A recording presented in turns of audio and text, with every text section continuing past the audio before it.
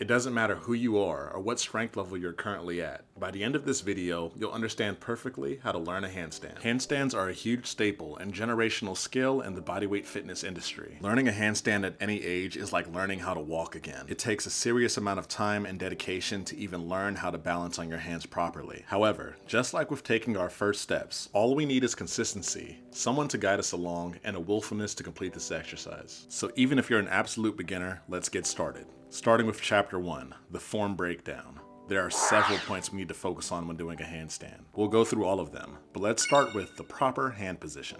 There are actually three main balance points when it comes to balancing on your hands. The first one is going to be your fingertips. The second is the inside of your knuckles, where your calluses usually are. And the third one is going to be your palms. When we focus on all three of these balance points on the ground, we end up gripping it. It looks as if you're almost trying to scrape the ground with your fingertips. Again, this only happens because we're focusing on all three balance points. It's the same as if you were standing. If you lean too far forward or back, you'll fall over. So if you lean too far forward, push in with your fingertips. And if you lean too far back, push in with your palms. Now let's talk about the perfect elbow position. You'll notice when babies first try to walk and stand, they keep a slight bend in their knees. It takes time to straighten your legs and walk or stand effortlessly. It's the same when upside down. Most people can't avoid keeping a slight bend in their elbow. Actively think about straightening your arms. Moving forward, are your shoulders in the right position? Placing your shoulders and scapula in the correct position is essential for maintaining a solid handstand. So in order to increase our scapular awareness, I want to talk to you about four main movements of the scapula. The first one being scapular retraction, when you push your shoulder blades together. Scapular protraction, where you push your shoulder blades away from you. Scapular elevation, where you raise your shoulders and hands into the sky, reaching out as far as you can. And scapular depression, where you bring your shoulders down. We need to focus on scapular elevation, elevating so high that our shoulders should be over our ears. This is going to help us become a solid foundation for the handstand. There's a couple of different ways you can practice this. The first one is going to be sitting on the ground, and if you have access to dumbbells, do a shoulder press, and make sure to press over your ears, making sure to maintain a slight pause at the top to practice that scapular elevation. And if you don't have dumbbells, a resistance band can work just as well. Even if you did this just a couple of times before you actually practice your handstands, you'd feel a significant difference. Moving forward to the next portion, what is your core doing? You cannot have a lazy core during the handstand. You have to actively tilt your pelvis forward and make sure you're squeezing your core. We can practice this on the ground. Notice how when you lay on the ground, your lower back rises into the sky. As soon as you lift your shoulders off the ground, you end up activating your core. Similarly, raise your legs into the sky and stretch out as if you were holding a sideways handstand. This is called a hollow body hold, and it's one of the best ways to practice tilting your pelvis forward. If the full hold is too much for you, bring your knees into your chest. Just make sure your lower back is still pressed into the ground. Progress forward with single leg holds until you can do the full thing. Now let's focus on the lower body. What are your legs supposed to be doing? Nothing can relax during the handstand. Squeeze your thighs together and make sure to actively point your toes through the handstand. If you have any questions on proper form, please leave a comment below. Chapter 2, where should we look when we're doing the handstand? After you place your hands on the ground shoulder length, you should be looking right in the middle of your index fingers. This is something you have to get used to. Keeping your eyes on the ground should help you with your balance and prevent falling over. If you have any more questions on where to look, please leave a comment. Moving on to Chapter 3, how should we breathe? This is a static exercise, so you just want to breathe regularly. However, when you're upside down, breathing becomes something you hardly think about. So what I did in order to practice my breathing is I simply counted. You can do this while you're in a pike hold or in an actual handstand. Simply count from 1 to 10 and you'll notice that you get a lot of breath out. If you have any further questions on breathing, please leave a comment below. Now let's finally talk about how to train for this movement. Beginners should start by learning the frog stand. This is your introduction into hand balancing. You'll know you've mastered this when you can hold it for at least 20 seconds. Start by putting your elbow into your knee. That's going to help you balance. You can start off by doing simple frog stand rocks, rocking into the position and pushing yourself back into neutral. Once rocks seem like no problem for you, I want you to hold yourself into the end position of the rock. Don't forget your balance points in your hand. Next, I want you to alternate with leg taps, doing one leg and then the other, making it easier for you to understand the balance points and what you need to hold the frog stand fully. This can be scary for some people, so if you're worried about falling over, simply place a pillow or some kind of cushion in front of you, so you won't bonk your head if you lean too far forward. And if you need additional assistance, I want you to use elevation. This will help you get into the position properly, and it makes it a ton easier to lift your legs. Before you know it, you'll already be in the proper frog stand position.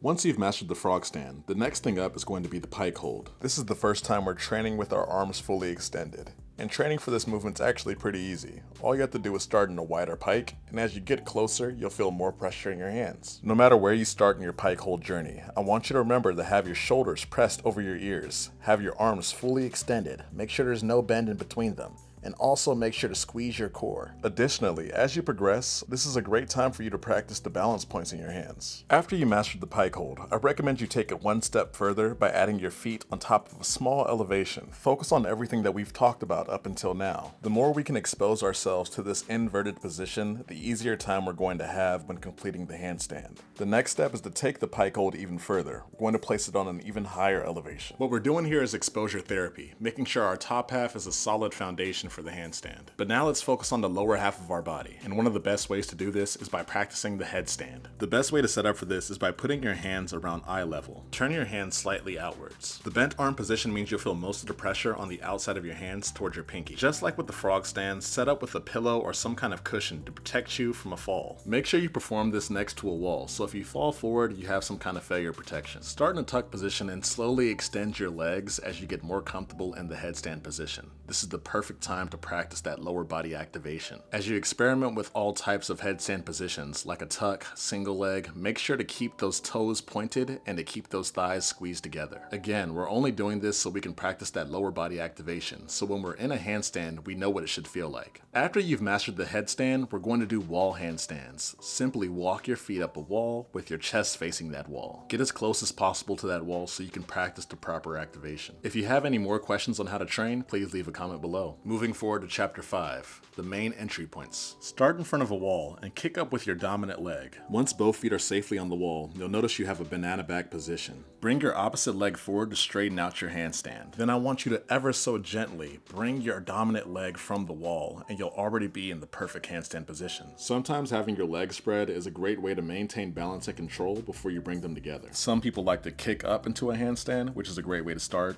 Other people like to go from the frog stand into a handstand, and other people simply jump into it.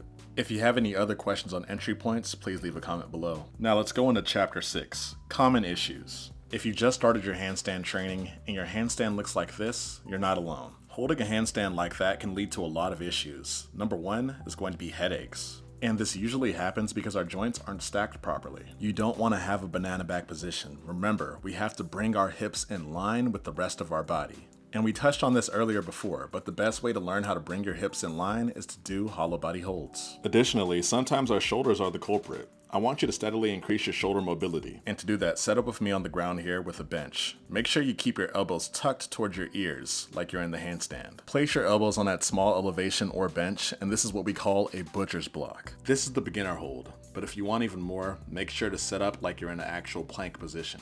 Sink your hips to the ground like you're activating your core. After you progress through this level, you can hold some sort of light weight. I usually use around 10 to 15 pounds. If you're falling too much to one side, that means you have an imbalance. So I recommend you do these shoulder taps. These will help you get used to holding yourself on one side of your body. This exercise forces you to have control of one side before you even lift your hand. But it doesn't stop there. After shoulder taps have become easy for you, I want you to work on hip taps. This is going to be increasingly difficult. You can start off by doing this in pike holds, and eventually working your way up to doing it on the wall like I am here. And the last common issue you might face is wrist pain. So if you want to invest in parallettes, that's going to be the best thing for you. Parallettes are amazing because they force your wrist to be in a fixed position, only going forward or back. This is clearly different from when you're doing it on the ground and you have access to all 360 degrees of movement. If you have any more questions on common issues, leave a comment below. Moving on to Chapter 7, how do we safely bail? Handstands can be very scary, so we need to know how to fall out of one in case it goes wrong.